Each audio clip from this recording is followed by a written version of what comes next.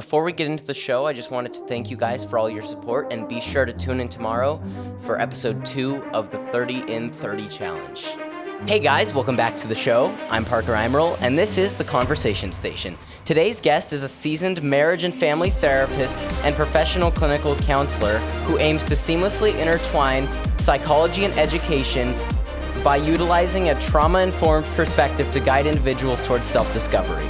Renowned nationally as an educational consultant, her skills lie in fostering safe spaces and dialogues around trauma, restorative mindset, and demystifying mental health misconceptions. So without further ado, let's give a warm welcome to the one and only Coach Jae. Welcome on, Coach. Thank you so much, Parker. I appreciate that. That was a great intro. Thank you so much for having me. Yeah, of course. I just want to start out. I want to know, what was this journey? Were you 4 years old telling everyone you wanted to be an educational advisor, consultant? What has the journey been like that's gotten you to where you are? Oh, wow, that's a great question. No, I wasn't four. I didn't even know what therapy was at the age of four. But I Hopefully you love don't at I 4. but I love that.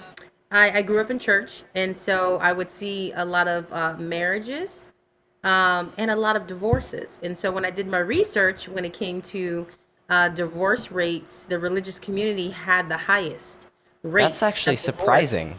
right?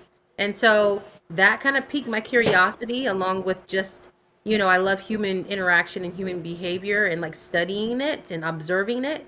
And so I put those two things together, and I just started to think to myself, like, how I just want to understand what's going on here. I kind of just did my own research and collected my own data, and I started to see that, it's not just happening in marriages, right? It's the lack of understanding of ourselves. And so that's kind of how I got started. Wow. Yeah, that's completely shocking to me because you would totally expect that that's where it would be the lowest. Absolutely. That's what I would have expected. And so it's interesting to look. That is so interesting. So I'm curious because I know you do a bunch of different. You're doing all the things. You're moving and shaking. But I'm curious, what has the entrepreneurial journey been like in terms of business? When you started professionally, and then where you are now. How has it evolved? Oh my goodness. It evolved at a very fast pace. It didn't seem as though it was pretty quick at the beginning because, a lot of doors were closed and a lot of conversations kind of just died down. But then after a while, it's like I realized that the gap was between like my confidence and knowing my value and being able to like extend that understanding to the potential client. And once that came together, it was like it ignited something in me where I just, I totally was my authentic self in every space that I show up in. And people want genuineness, right? They want realness. They want knowledge and expertise. And so I was able to catch on to that very quickly. And then I just started to, see every opportunity, regardless if it yielded some type of result. I saw that opportunity as learning something. I know I can learn something from this. And so I would just learn from it and then try to apply it the next time. And things just started to kind of take off from there. Yeah, I definitely know that knowing your value is one of, if not the hardest part of being an entrepreneur, being in business, because you start comparing yourself to what other people are offering and all these other things, and you're like, what? But I can't do that. But then when someone does value you, it's sort of a mental unlock, and you're like, Yeah. oh yeah, I can go do this. I can go take these things on. Mm-hmm. Um, so I'm curious, like, what is from the entrepreneurship side of things, what is like your biggest lesson, your biggest takeaway, that kind of, what was your big unlock, or was there one? What was that like? That's a great question. If I think about it, when it comes to my journey, the biggest unlock would be, or learning experience. I think it would be not allowing others to dictate and or equate the way they perceive themselves to you, right? Like what you just said. We tend to, just human behavior, compare ourselves to others, but I think it works both ways, right? So if I'm in a meeting and I have a potential client and the client starts to devalue me based on generalizing maybe others in the profession, but not intentionally, right? And not in a negative way per se. Um, if you don't know your own value, you don't have that self-confidence, that can quickly take you to another place while you're in front of the potential client.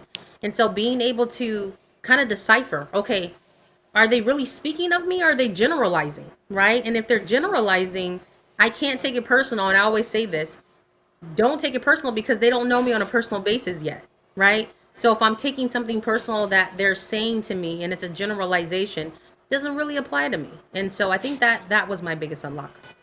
Yeah, I saw that in your Coach JT interview.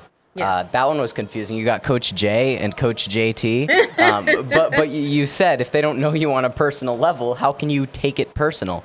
And Absolutely. you know, one of the takeaways I like to think about is just the fact that when you're contributing, you know, even before you're getting, you know, paid the big bucks, even if you're not even getting paid, one of the issues I see is that people feel like they need to get paid in order to get value out of it.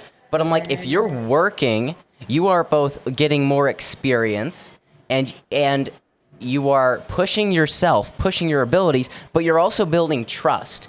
You're building a reputation of this guy puts in the work even when he's not getting paid.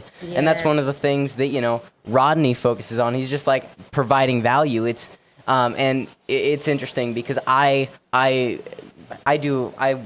in a bunch of different entrepreneurial environments. You know, I'm working with a bunch of different people, but there's one specific environment. I'm not going to, you know, say where, not going to call them out like that, but the director quote, I got this quote from her the other day, and she said, "Just because we can put in the effort to make these things awesome, kind of means we don't." And what she said is, we're doing these things for free for our members because it's a membership basis, and so we're not going to put as much effort into that as we do into our paid gigs. But I'm like, how do you expect to get high level paid gigs if your members aren't getting a high level, if the people that aren't paying can't talk to the people that would pay you about how good a job you do?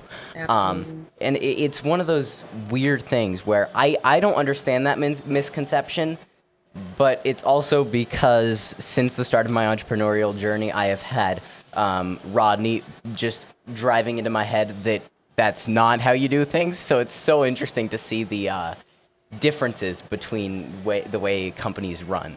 Absolutely. And I love your perspective, and I'm glad that you brought that to the table, because I think to myself, if you're a genuine person and the services that you provide or whatever it is that you do, if you're good at it, you're not going to be able to I mean, you can turn it up and turn it down when you see fit, but that's where that integrity comes in, right? So no matter if I'm doing something for free or if I'm doing something where I'm getting paid for it, you're still going to get the quality of the person that I am, because it's a passion that I have, right? And Yeah. so I concur with what you and And Rodney are stating. it kind of comes back to what you said earlier when you said being your authentic self no matter what. Like, I'm going to put in 110% Exactly. into all of the projects I'm working on. I'm going to, and the interesting thing is, like, you do it and you're going to start reaping the rewards because it's delayed gratification. Yes. What you put out into the marketplace, you will get back in some form or another. Just from podcasting, I one of the companies that I'm working with, I met him once through Rodney, and then I had him on the podcast. Then he told me about this project, and now I am the marketing guy on this project. There's only like 5 people working on the project, but because I had him up on my podcast, because I talked to him, because I built respect, Yes. and I produced some videos for him for free. I had the reputation that he's like, you know, he was like, he reached out. So he reached out to Rod. He's like, I'm working on this project, blah, blah, blah, blah, blah. And then Rod was like, okay, me and Parker will help you. But then, Rod got busy. And so it's been me putting in the work. And it's like, Good. I'm working on a high level project with high level people. And so it's this loop. It's like, the issue is, how do you expect a plant to grow if you don't sow the seed? There it is. Yes, absolutely. Absolutely. I love that. Congratulations. Yeah, it's fun. I like to have fun with these things. So I'm curious, what is the biggest misconception in the mental health space that you come across? I think it's just the stigma still kind of is there, and it's prevalent in regards to you have to be crazy in order to receive, support. But in actuality, I think the pandemic has allowed us to see that every one of us has had and currently may be having some type of mental health challenge, right? And it doesn't make us any different in the way of with the label, if we look at it as a label of having crazy or whatever it is the stigma would say. But I think that's the misconception, that you have to have something quote unquote wrong with you in order to seek out mental health services. And I think that we all need support just in general. You can just be lifing, and life starts lifing, and you're like, whoa, hold on a second. I can't go talk to my mom about this, or I can't talk to my partner, or I can't talk to my friend. And I want a non biased perspective, right? And so being able to seek out therapy, which is just one aspect of mental health, it can be very beneficial. Yeah, I think more than anything, the mental health and the entire space, it's far more about understanding yourself than anything else, so that you can best support yourself. Some Yeah. people are gonna need a therapist. Some people are gonna need professionals to help them through that, and others won't. But and I think the issue, though, is the stigma around it has created an environment where people will begin to use, the whatever the mental health issue they're going through as an excuse, which in some ways it can cause issues, right? But Absolutely. my perspective is, use it to understand yourself, but don't use it to victimize yourself. Use it as leverage to understand yourself so you can perform at the highest level. Love it. Because, right, I don't necessarily, I don't have a bunch of diagnoses for all the things that I deal with mentally, but I understand how I operate and what I need to get things done, what I need to do in order to perform at a high level.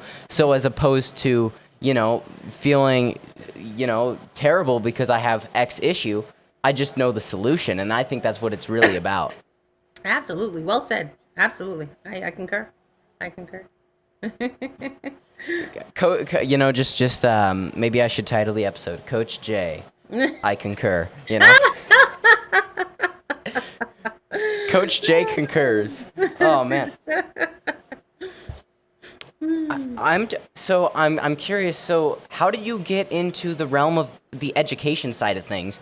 Because I know you're exploring that and you're working on launching a podcast, which is going to be fun. But how did you find yourself on the education side of mental health?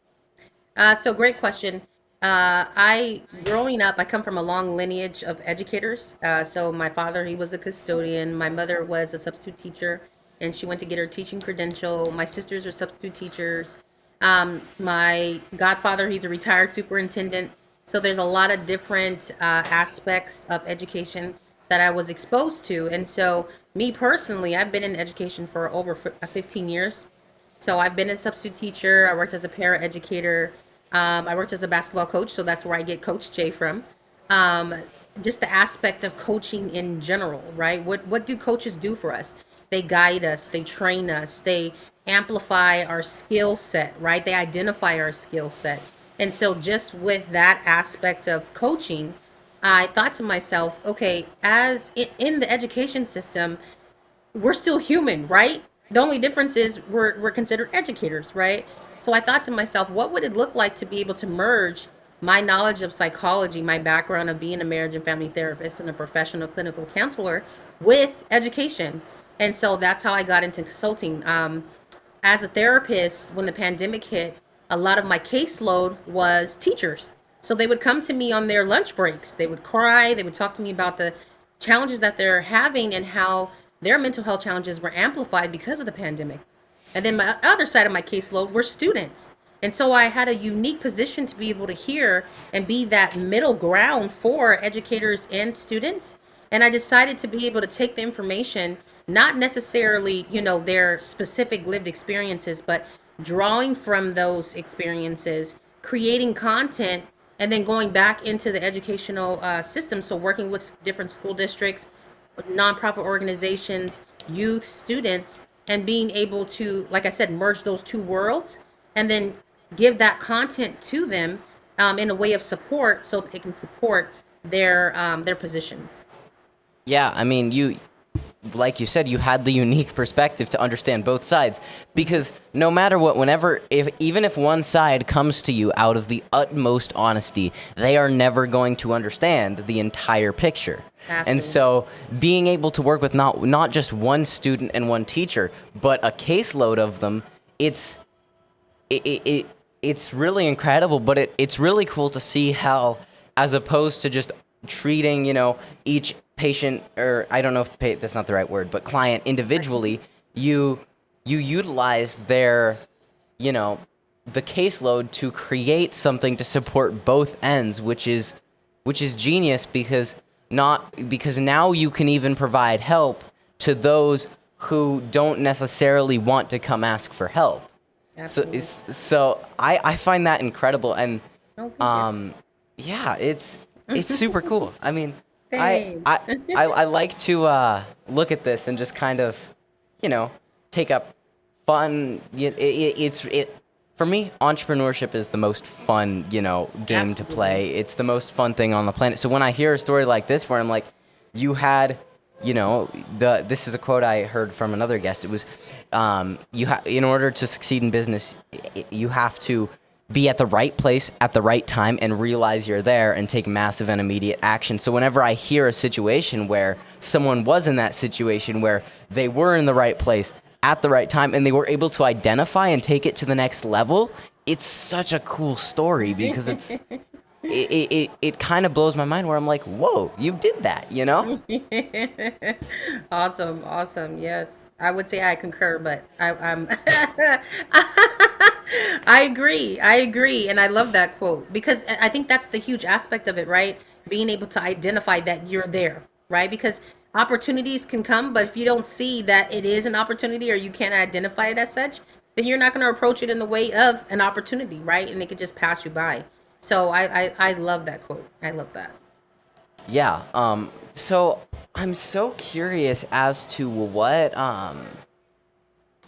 truly like, what do you what elements do you think of your personality and of your journey have kind of combined to allow you to be a good therapist, and truly be able to walk others through support, because that is a really difficult thing to do. You have to be a very special kind of person to be able to support people through life's challenges. Absolutely. So great question. I was just talking to my colleague, which is a fellow therapist as well, and I was sharing with her. I'm like, this is a gift, right?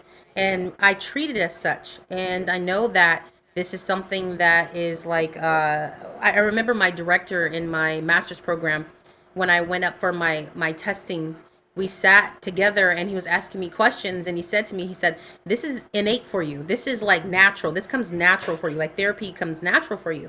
And that was like a huge compliment for me because I thought to myself, the things that I'm feeling and my thought process, it's coming across very clear where he's able to make that statement, right? And so to your to answer your question in regards to what are some of the elements, I think to myself, just understanding me is like the first part of it, right? So understanding that I don't have it all together, right? Understanding that not only do I not have it all together, that but I've experienced trauma myself, right? And so thinking about the different things that I did on my journey, and taking those experiences and being able to help, but it doesn't help every single client. So my personality, I think, is a huge aspect because with therapy, you have to, I call it a therapeutic vibe, right? When I tell people, when you find a therapist, it has to be a good fit, right? And they're like, yes, it has to be a good fit for me. But when clients come to me, I tell them, yes, I have to be a good fit for you, but you have to be a good fit for me too, because it's an exchange, right? And so, one of the, I guess I would say, characteristics that I bring would be that genuineness, right? And I'm a straight shooter. So after a certain amount of time, I'll call you out and I'll say, you know what? I'm not going to force you, but I'm going to gently challenge you in this area because I know that you can do it, right? And so just being upfront, being genuine, being co-creating like that safe space, right? And it's a co-creation. I always say in my trainings, I can say you're safe here, but you don't even know me, right? But it starts with building that foundation with that relationship and letting them know, like, I'm not here to carry you.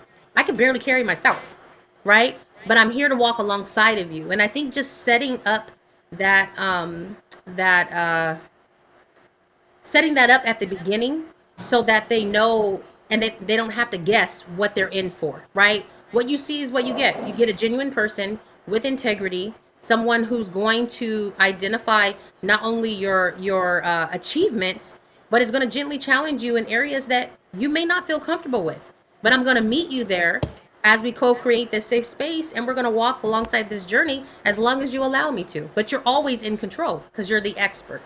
So Yeah. that's literally how I set things up. Yeah, and I think it's interesting because there is always an aspect of natural talent.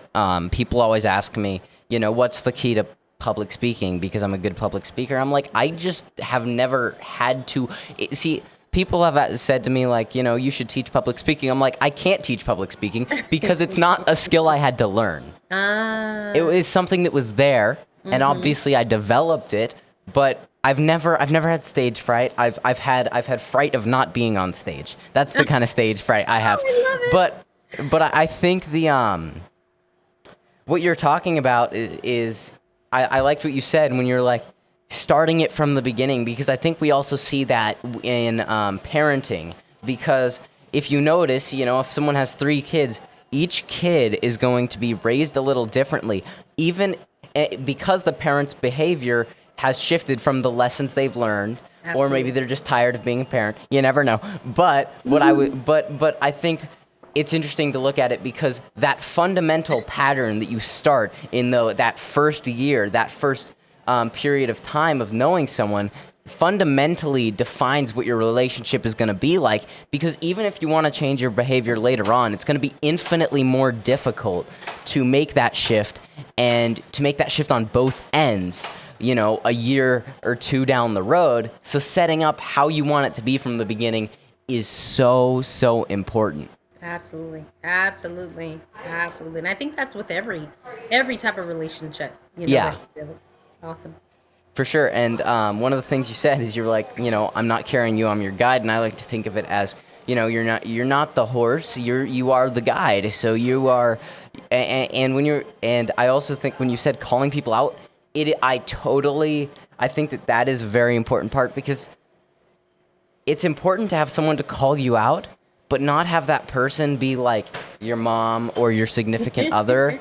Have an external source out there, or, it doesn't have to be a therapist. It can be, a mentor you respect, or, Absolutely. Someone whose job it is to call you out to some degree, not someone whose job it is to do all these other things. Absolutely. And I that's a great segue in regards to why I call myself a coach, right? Rather than I'm like, people say I'm a presenter, speaker, or whatever the case is, but I really like coach because of exactly what you said, right? I can call you out because what am I doing? I'm calling you out of a place of love. I'm calling you out of a place of experience. I'm calling you out of a place of knowledge. I see your skill set. I've identified it, and I can help you amplify it and or correct, or like you said, right, guide. And so I love that aspect of being a coach. Yeah, and I like that title because it also helps to destigmify, what you're doing. Because when people think of a coach, they've probably played some sort of sport, and they've had that coach yell at them, constructively, hopefully. But it is interesting because shifting that is really cool to see, and see how you're going about that. And I think it is just really cool to see, an alternate approach where it starting it at the fundamental basics, and being in schools is so important because you have to set youth up for success. Yes. You have those school years are so important, and it's one of those things where I can't stress enough how important that is. I mean, as someone who's been in different styles of schools, they each set me up in a different way. And I'm homeschooled now because I found that's what works best for me. But setting setting kids up for success early is very, very important.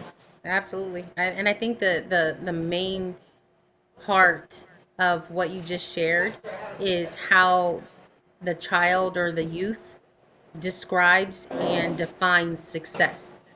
Like, I love how you just said, you found out what works best for you, and homeschool works best for you, right?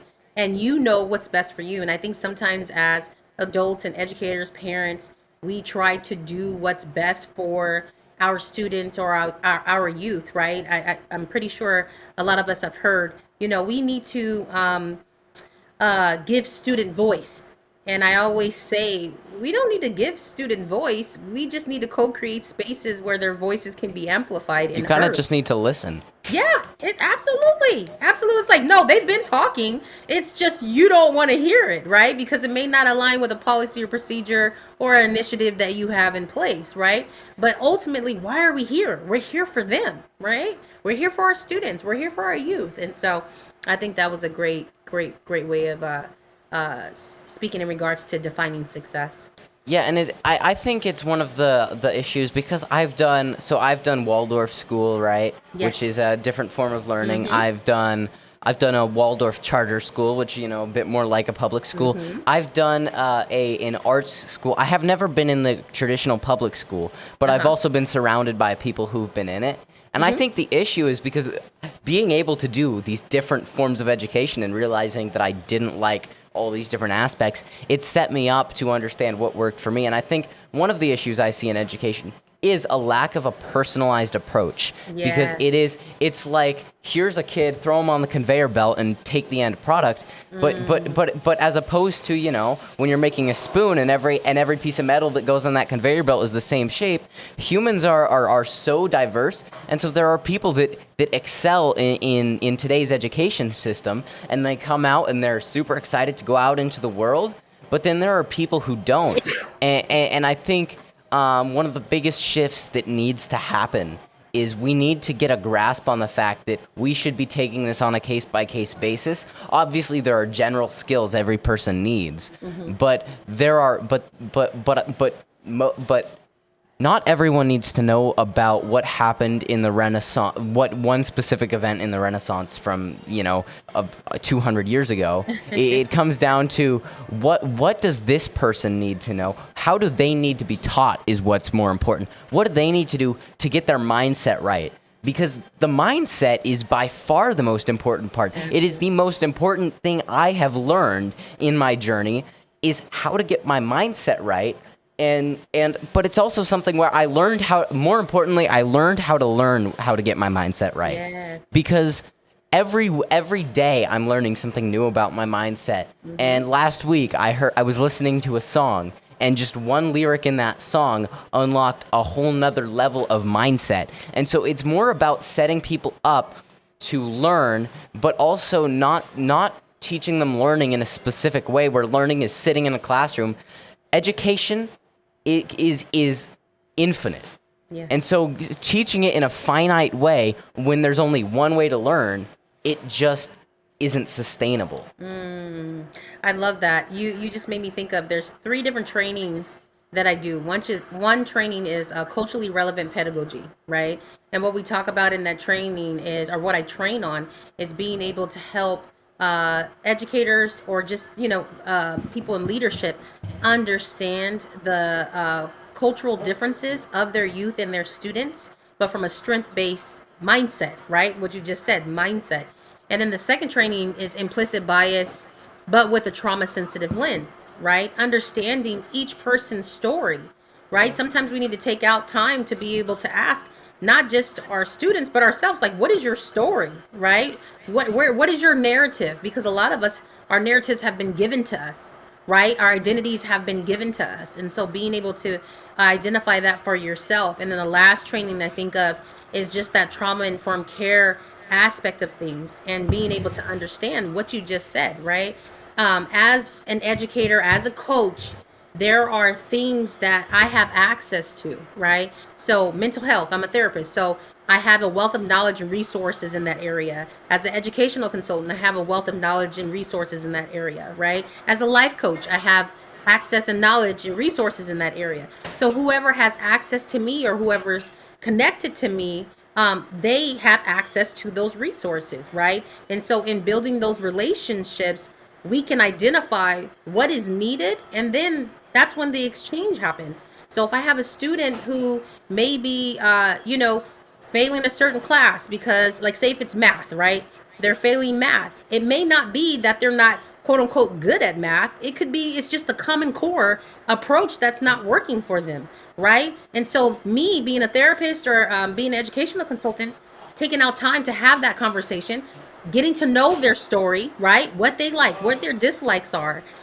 what they think about math, right? May help uncover what their type or way of learning is once I eliminate my biases and how I see that student, right?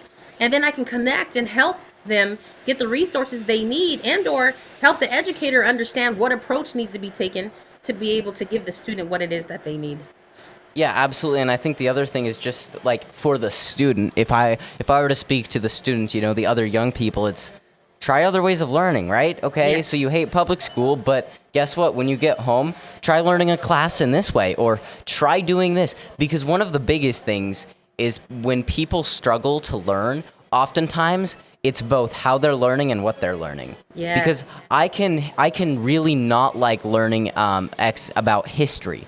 Uh-huh. But I could love learning it in the same way, about podcasting or about, entrepreneurship. And so it's an understanding, and it's one of the things that you hear people tell young entrepreneurs is try all the different businesses, fail at all the different businesses. And so I would say try at all the different methods of learning, Yes. fail at all the different methods of learning. Failure is the step to success. So don't get stuck in that mindset. Love it. I love it. Absolutely. I love that. Just try it. I love it. Yeah. So I guess my next question would be, when understanding how people may be biased towards us and the problems that have been placed on us due to society or due to external sources outside of our control, how do we avoid getting into a victim mindset? How do we avoid victimizing ourselves? Because that's what I see as a major problem these days, is when people learned an issue, a challenge facing them, they really struggle not to feel like a victim. They're really struggling to not feel like a victim. That's a great question. So the first thought that comes to my mind anytime I talk about implicit biases, I think just understanding that we all have them, right? It's the acceptance of understanding we all have them, right? And then the second step is identifying what they are, right? And then I think the third step is, so when you said trying not to sit in that victim mindset, so my first thought goes to guilt, right? I'm guilty because I identify that I have this bias, or, I'm trying to stay away from, like you said, being the victim. So I have a theory, and I love this theory because it literally provokes thought. And that's like one of my goals in everything I do, is to provoke thought. And the theory is guilt is not real, right? I was in therapy, and my therapist, he knew I was a therapist, and he said I was going through something, and he told me, he said, guilt is not real. And I said, what do you mean guilt is not real? And he said, guilt is not real. And I said, okay, can you elaborate, enlighten me, right? And he said to me, he said, well, what do you think? What are your thoughts? And I said, well, guilt is abstract. It's not a concrete thought, right? So if it's an abstract thought, that means that there may be choice behind me choosing to feel guilt or not. And I said, so technically it's a choice. And he said, you said that way better than I could. And we started to giggle. And then I took the theory a little bit further in the way of, if guilt for me is like a default, right? Because ultimately human behavior, we try to control things, right? We want to control them because we want to feel safe, we want to feel comfortable. And so when I think about trying to stay outside of that victim mindset, we're still trying to control things, right? So if I default to guilt, I'm comfortable because I'm still in control. Oh, it's guilt. Now I can sit here and pity. I can take accountability. I can still control something. But if I choose that victim mindset, it's very similar to that. It's like, okay, if I label it, then I can sit in comfort. It's kind of like mental health challenges to a certain extent, right? What we wonder what it is, what we're going through, and then once we get that diagnosis, it's like, okay, whew, all right, that's what's happening here. Versus what you said earlier, taking it and not using it as a crutch, but using it as leverage to perform. I love how you said that. To perform to your highest being, or your fullest potential. And so I think to myself, the way of doing that and kind of staying out of that victim mindset is being able to accept that we all have implicit biases and explicit biases, right? And then being able to face them straight on. And I would even say, to what you said about staying out of that victim mindset, maybe sometimes just accepting the fact that you may be a victim, right? Sometimes we try to alleviate or stay away from something so long that we suppress it, or we try to navigate around it, versus just accepting it. It's kind of like grief, right? Let me just accept the grief. Let me process through it. It's kind of like we try to rush through the process to get to the end result, where the process, that's where the journey is. And so that's kind of like my thoughts on that. Yeah. And I think it's interesting, understanding it's a choice is a huge component. And that's the mental unlock I had the other day, where I was like, however I'm feeling, that's my choice. So if I want to be frustrated, if I want to wake up and feel grumpy in the morning, that's my choice. I could just choose to not be grumpy, though. Like there are other factors, like, have I eaten yet?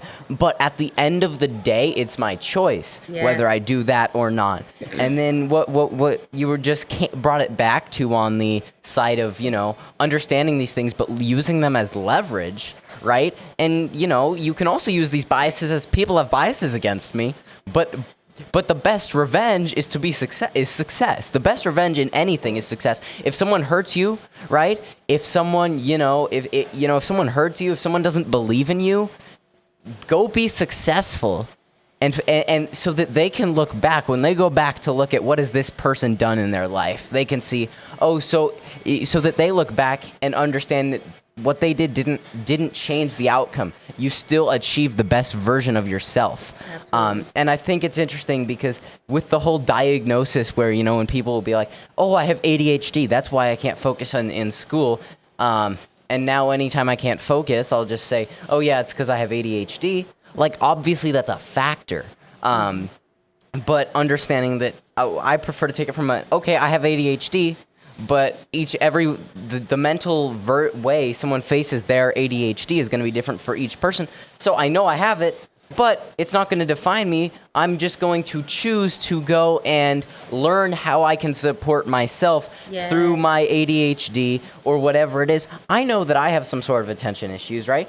Because half the time, in order to focus, I need to have some music going, just so that if I'm focusing on getting a task done, so that I don't go, on my phone or something, I'll just play some music. But it's not that I'm not like, I have ADHD, so I have to do this. It's like, I have ADHD or I don't, right? I don't know that. I haven't been diagnosed, but that's also, if someone came up to me and was like, hey, I will diagnose you right now, I would say no. I would say I don't want to be diagnosed because I've figured out what supports me, and I don't need to label myself, because the labels are valuable, but they're only valuable as a stepping stone. They're only valuable as a level of understanding. And so if you find yourself at a point where you have just been able to step over that step on your stairs, go over it, where you feel supported, you feel happy. My definition of success is living a sustainably happy life. And so if you find yourself at that point, what value are you going to get by putting another label on yourself?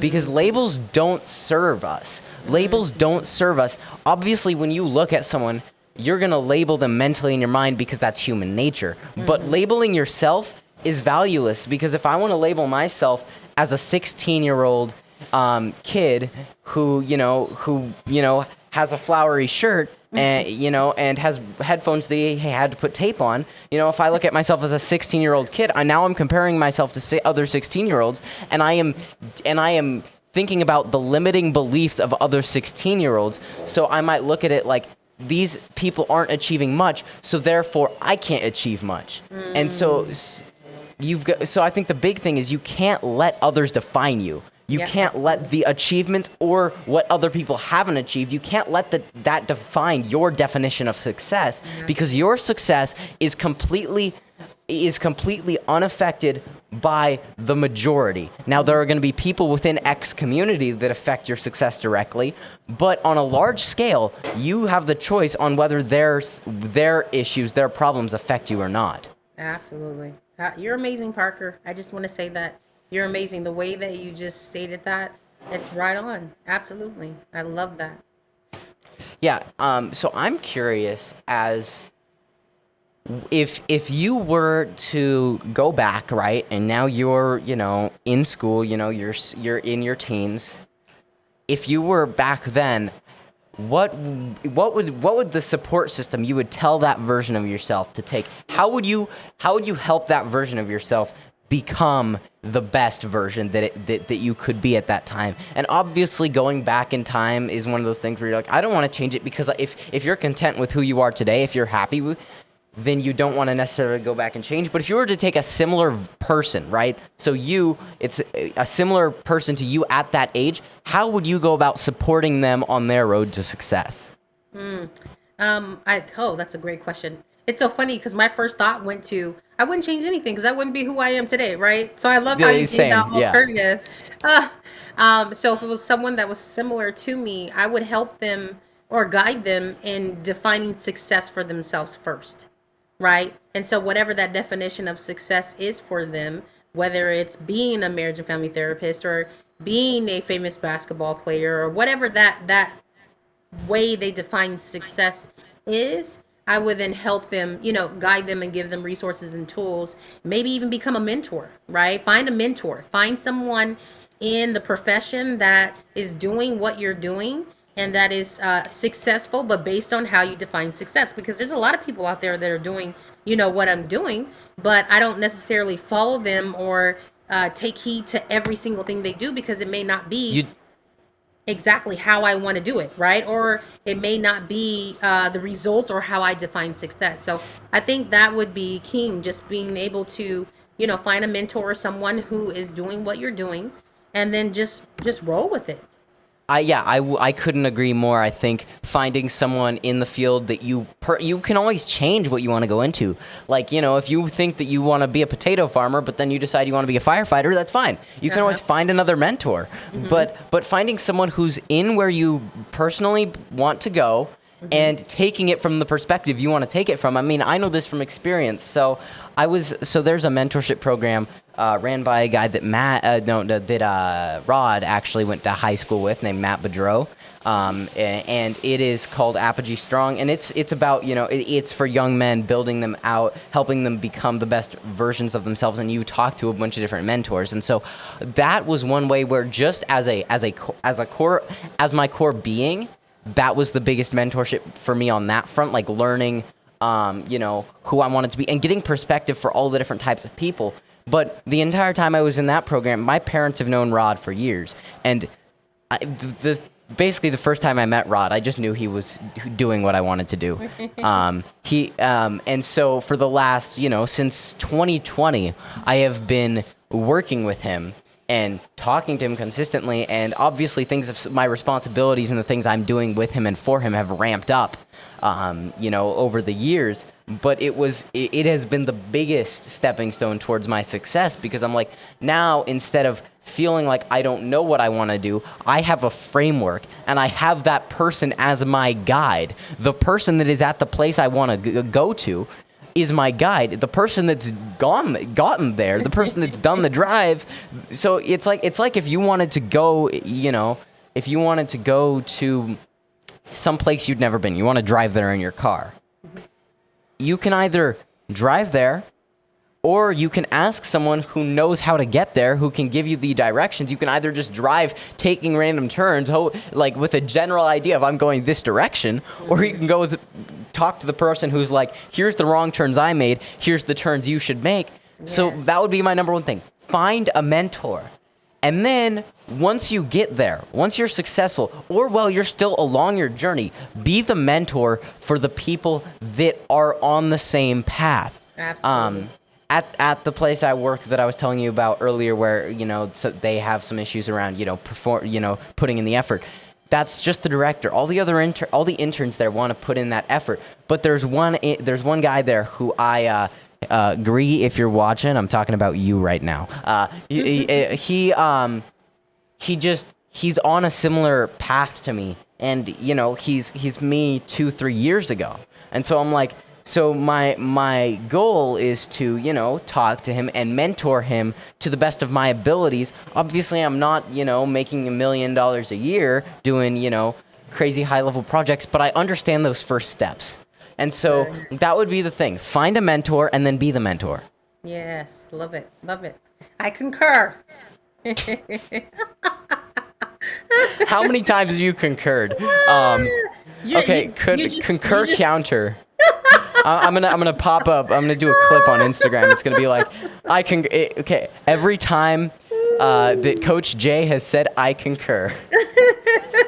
Do you concur? It's well said. I mean, when I say that I concur, I don't need to add to or take away. You articulated yourself so well to the thought where it's I concur. And I tell you, I rarely say that.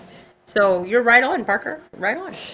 Yeah, and the other thing I would say on the road to success is fail. The number one thing is fail. I want whoever's on your road, whatever you're working through, whatever you're working towards, I want you to fail at it as many times as possible and get back up and keep going. Because if you think that I started out this podcast as a good interviewer or good at articulating my thoughts, yes, I was okay at it. I was decent I had that natural ability, that natural desire. But when I go back and watch that first episode, it is the worst. It is so bad. It is so terrible. But it was the journey. It's the journey. And so, I've failed at mindset. I have failed in relationships. I have failed in every way imaginable. Every successful person you see has failed more times than anyone could count. So it is so important to fail. But failure is not the end of the road. It's the beginning of the road. And I wish that there was a difference. I wish that I need to come up with another word to define those steps, because I think you don't fail until you give up. There it is. But you fail at the steps along the way, but the more you fail, your chances of success go up every time you fail, but you choose to keep going. Mm-hmm. And eventually you get to the point where your failures, you're just like, oh, hey, I failed. Let's find the other way. I mean, today I failed. I forgot my camera. The most important piece of gear. And I was just like, okay, I'll just use my phone. I will just set up my phone to use as my camera. And I'm like, and I will figure it out. So it's a very interesting aspect where you've got to understand that failure is not the end. Failure is the beginning. So I love that. So I have a little clip that I did on Instagram about failure. And I always say that failure is what did I say? I always say when you stop attempting, that's failure, right? What you said. When you stop attempting, that's failure. And it's so prevalent now, the thought about becoming your authentic self, right? And so I always share with people, like, if you look at becoming your authentic self as a destination, when you don't arrive, you're going to get frustrated. You may even give up, right? But if you look at becoming your authentic self as a journey, when you hit those milestones, celebrate, stop, whatever that is. Say if you're an introvert and one day you decided to speak in front of the class. That's a milestone, right? That's a milestone on your journey to becoming your authentic self. So stop, celebrate, but continue your journey so that you can get to the next milestone. It's very similar to what we're saying about success, right? When if you stop attempting, you have failed. That's how I see failure. But as you go and you hit those milestones, maybe not succeeding in the area that you want to, and you may, like I said, every attempt that I or every meeting that I go to, if it doesn't result in something big or result in something that I'm looking for, it doesn't necessarily mean that I failed, right? It's a milestone. Like you said, a stepping stone. I can gather some information from this. I can learn from this, and I celebrate it. And then I see that as a milestone, and I keep going to the next one, and I continue to progress on my journey.